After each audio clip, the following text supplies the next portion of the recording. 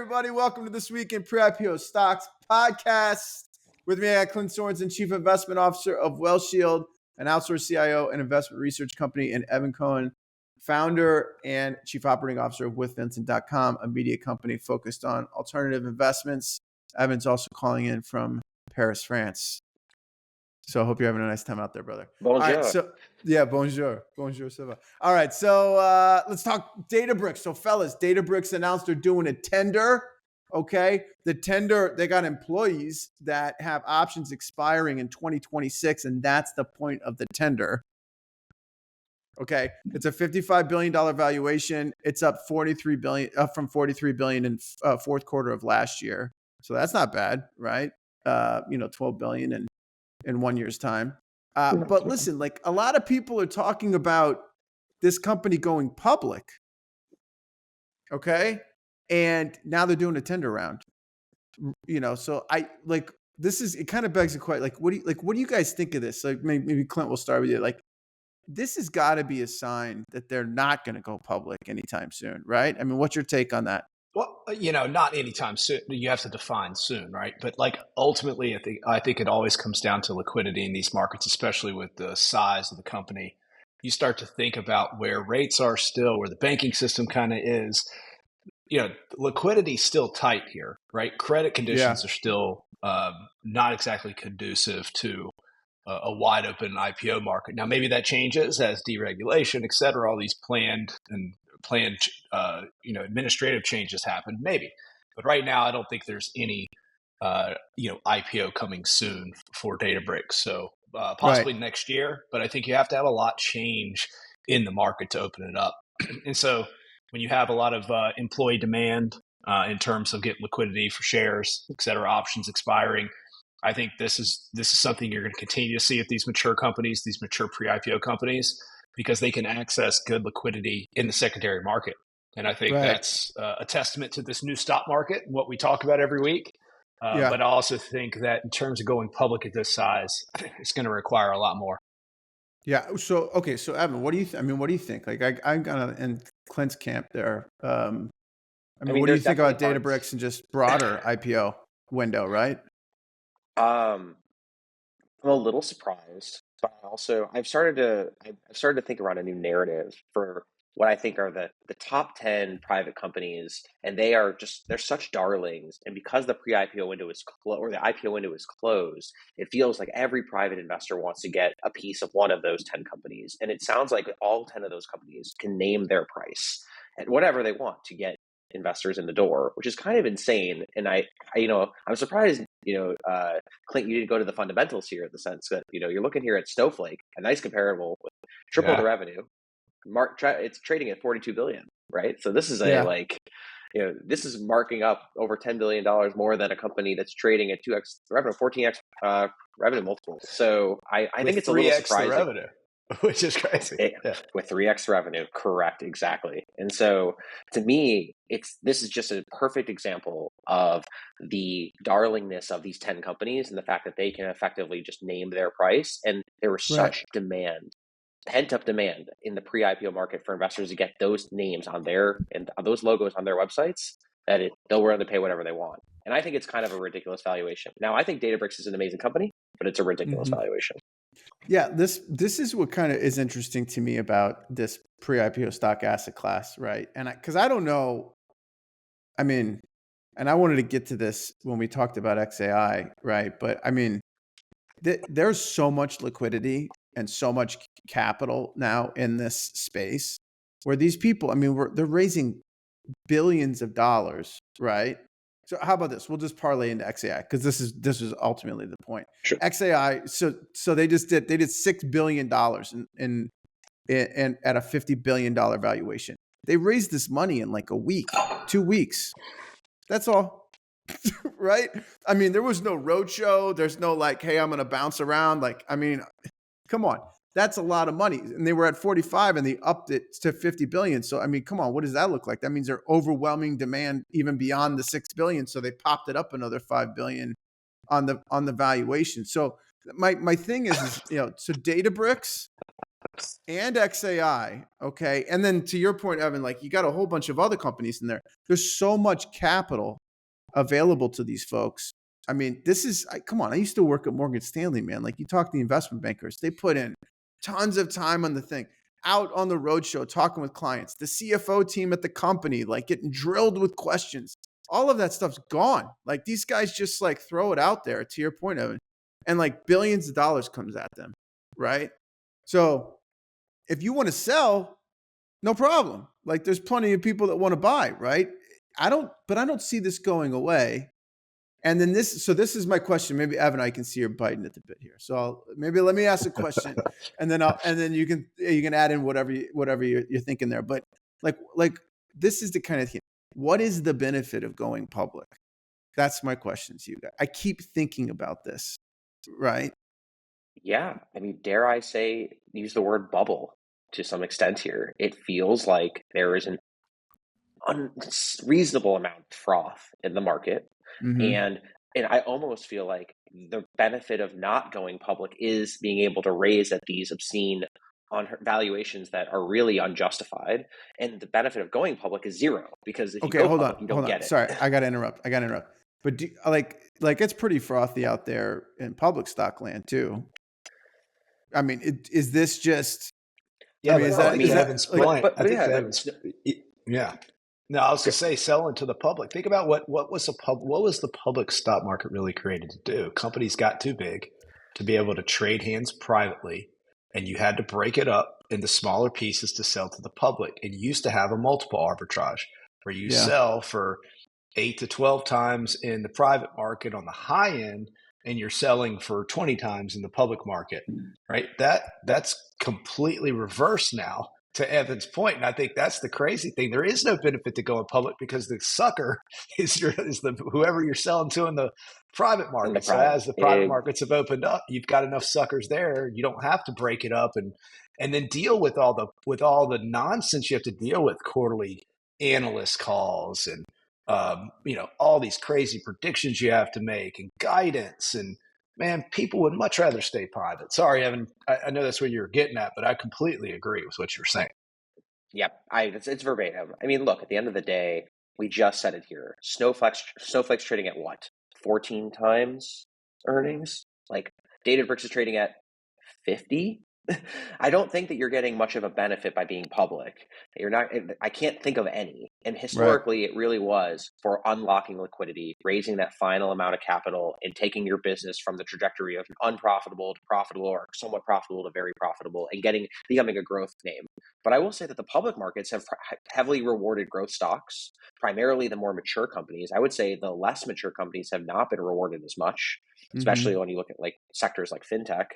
They're coming back, but they're not coming back nearly as aggressively as they are in the private markets. And so, yeah, I feel like if you're one of those 10 names and you're the CEO, put up my CEO hat, and you're one of those 10 names of those companies, you know them, I know them, we don't have a name here. You're probably sitting there saying, I will never go public. Like the only obligation I really have is to make sure that my employees can get some liquidity, because they're the ones that are sitting here holding the common stock. And so you do a tender offer like Databricks is doing. You made your employees happy. You're running your business. You have unlimited amounts of capital coming in. You got no, 10Ks you have to deal with, and life's good, right? It's amazing. Yeah. Except for all the investors holding the bag at the end. Holding the bag is like a relative statement. Because look, one could argue that there's just a lot more participants now in the private markets than there were, call it 15 years ago. Now, you could say that those people are like less sophisticated, I suppose, than maybe just the institutions that were banging around, 15 years ago. But to me, I think this late stage pre-IPO space and the public markets are just looking more and more like each other.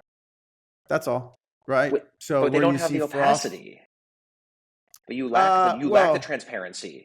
You don't have the I think that's an advantage to staying private. Yeah. Correct. You don't have and that's the benefit. And so private markets have always benefited. Private investors and private market investors have always benefited by the lack of opacity, by the fact that the data is not readily available, and those who have access to some of the data have some sort of competitive advantage, unlike the public markets where it's totally transparent. And I will say that right now, the radical transparency of the public market has made it really untenable for a great company to go public. So they're going to stay private because they can, I don't want to use the word swindle, but they can definitely get investors without having to answer the difficult questions because the material non-public information is not available to them. Yeah. Well, and I would offer too, there's probably two different buckets of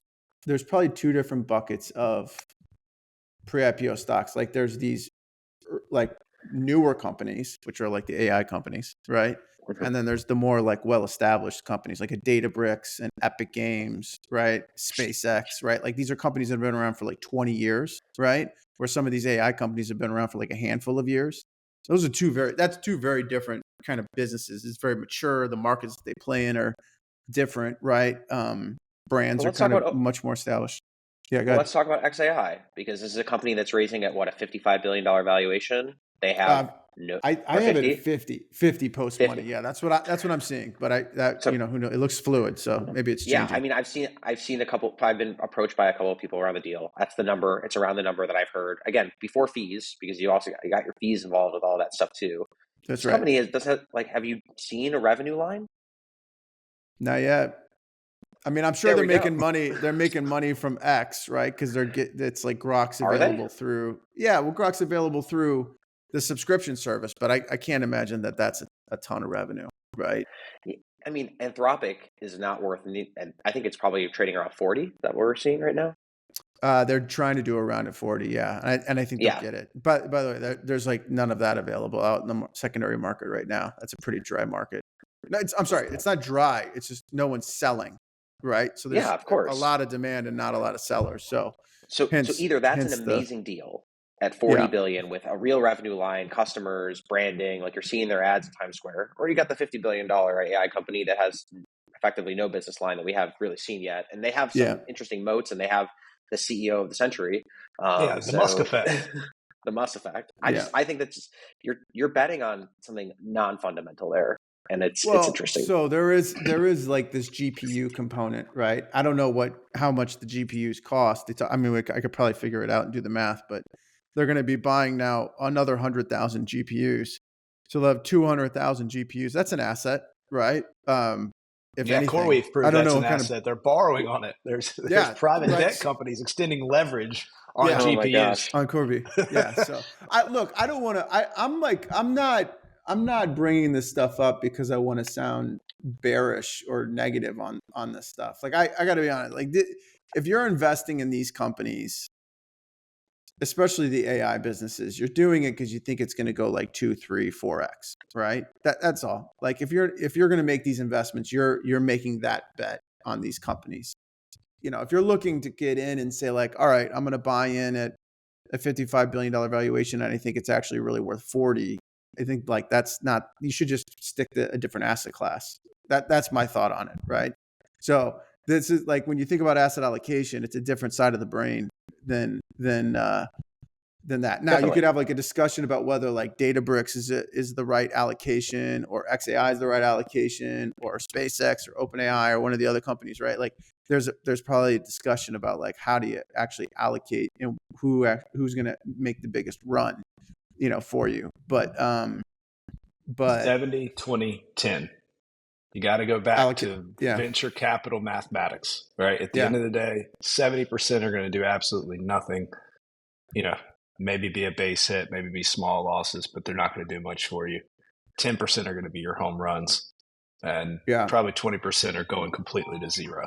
So good luck. That's just the math of it. You got to play that asymmetric game. And to Evan's point, that's getting harder and harder with increasing demand in the private markets, companies staying private longer to get those big 10x returns because valuations go up so high. I mean, look how fast xAI popped on the scene and is raising at an amazing valuation that they're going to have to grow into over a lengthy period of time when we don't even know what the business model is going to look like for these language models. Yeah.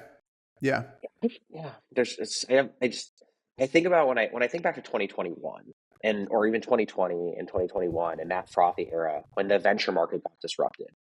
The reason why I feel like it was disrupted is because GPs had to compete with there were so many funds in the market they basically had to compete. And the way they would compete is just, a better price, a higher valuation. And founders were trained to go to the higher valuation. And the reason why I believe that happened is why there were so many funds is because access to venture capital at the angel side, like AngelList and syndicates and rolling funds, sort of democratized that. It made it easier for LPs or people to throw $1,000, $10,000, $100,000 into venture deals. And suddenly all these GPs had money that they just needed to invest. And then I think back at that period of time and I think about growth equity. And I'm like, no, growth equity has always been the real fundamental part of venture capital, where there's a balance sheet, there's a cash flow statement, you're looking at the EBITDA, you're looking to see how these companies can be, how efficient they can be, because you're taking these companies public. Now, in 2022, when this all crashed, early stage venture basically just got collapsed. But it feels like the late stage venture, everyone realized, oh, I still want those great names, those logos. And I think that's where it's just all flooding right now. And I feel like you're starting to see. And I feel like but it did come down. It did come way down, right, Evan? Though I mean, the secondary market came way, way, way down, and I do feel like those companies had to like grow back into that 2021 valuation. I think that's why we're seeing all this activity now, is because they in fact have done that now over the last 3 years, 4 years, right? And now I totally agree. It's justifiable, or at least within the ballpark of what this stuff is. I totally agree. This is an interesting time though, because I'm just a big believer, like the market is never wrong, right? So if the market says something's worth something, then it is, right? Because I got to tell you, when you sell that thing and you book the money in your bank account, that feels very real to me. You know what I mean? Whether you think it's overpriced or not, right? Like, so if there's buyers, if there's Tiger Global right now, well, exactly. So like, you win and lose at those things, right? But that's what makes a market. You know what I'm saying? So I think what you said, Evan, is very smart, because there's a lot of people, new players in the private markets. Okay. And Clint can probably attest to this, because he talks to his advisor clients all the time. Like, there is, ever since Swinson did this at Yale, where he started to invest a lot of money into private markets. Okay. It's been a cascading effect, right? Through all these different segments of capital, capital owners, asset owners, and everybody is getting in, and now they're increasing their allocations. I mean, now you go out and talk to financial advisors, which it seems like the last bastion, wealth management, right? To allocate to alts. And guys are like, oh yeah, I need to be like 15, 20, 30% in alts.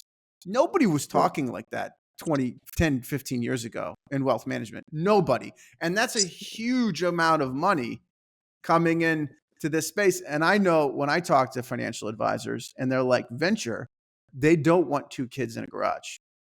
They want this late stage stuff. So you got this huge amount of capital coming. They all want late stage. And to your point, Evan, it's like 20 companies, right? Yeah. So tons of capital, which will drive up prices. I'm not disagreeing with that. It's going to make IPOs harder, right? Because how you do a roadshow with a 2.3x multiple, which is the average that you expect to get going IPO, is you expect to get a valuation bump of 2.3x your last round. How is that going to happen if you're already priced for perfection? Yeah. So listen, this is where I talk to like my advisor clients all the time. I'm like, look, some of these companies are probably good for like a 2x, maybe 2.5x return, right? But it's a risk adjusted return thing, because like a Databricks, okay? Is a Databricks going to 10x for you? Not probably in 5 years, touch wood. I hope those guys the best, maybe 10, 15 years they will, right? I don't know.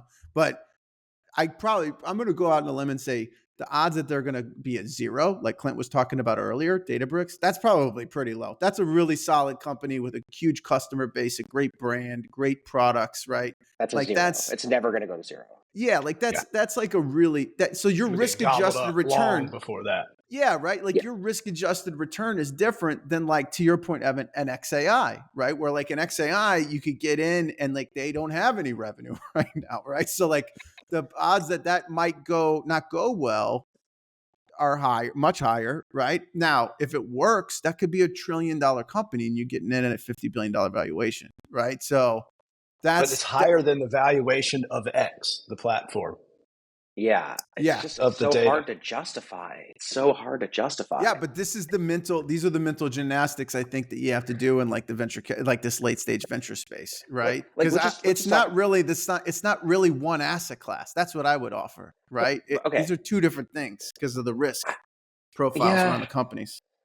I feel like there's just you're totally right, Aaron. There's just two different sort of there's like there are two different types of companies. There's the xAIs, the like unproven opportunity trillion to zero, or there's like the established companies that have been around for Right. 20 years, the Stripes, the Flexports, the Databricks. SpaceX, yeah. Right. But I'm Yeah. looking at SpaceX, but I'm looking at Databricks, and I just think it's like if you're looking at this to be a 2x, well, you have to assume the assumptions that you have to assume have to be so great that the market's going to grow substantially. Not to mention that it has to be a rising tide mentality. They're not just going to Yeah. steal all the business from snowflakes. So is Sure. it better? Is it a better risk adjusted return than investing in Snowflake?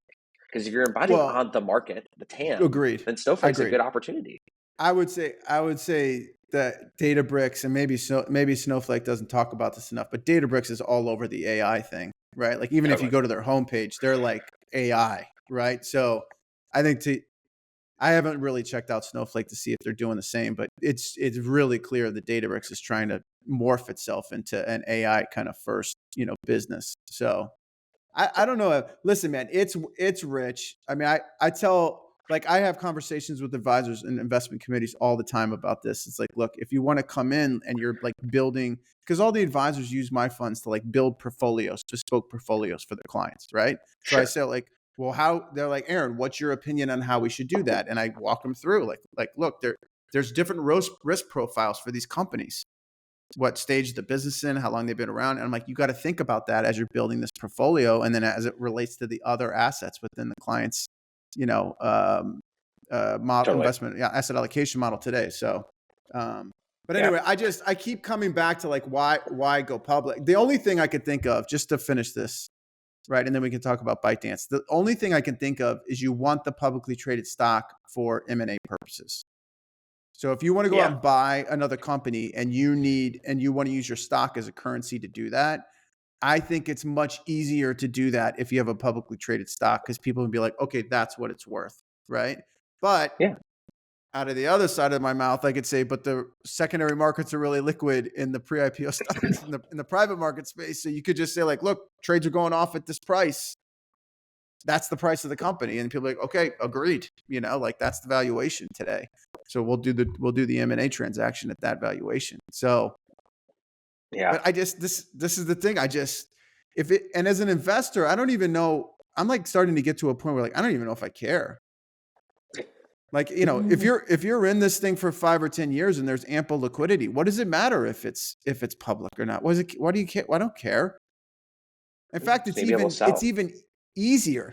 I remember giving a speech and I asked somebody I asked the crowd a question. I said, who thinks by a show of hands they could outperform the stock market if they had insider information? And it was legal.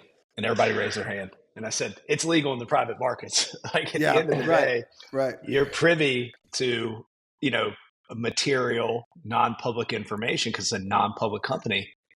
And I think that you have the illiquidity premium, at least historically, that's fast going away. And I think that's what we're really talking about if you look at sources of alpha in the private markets, but you still have informational advantage.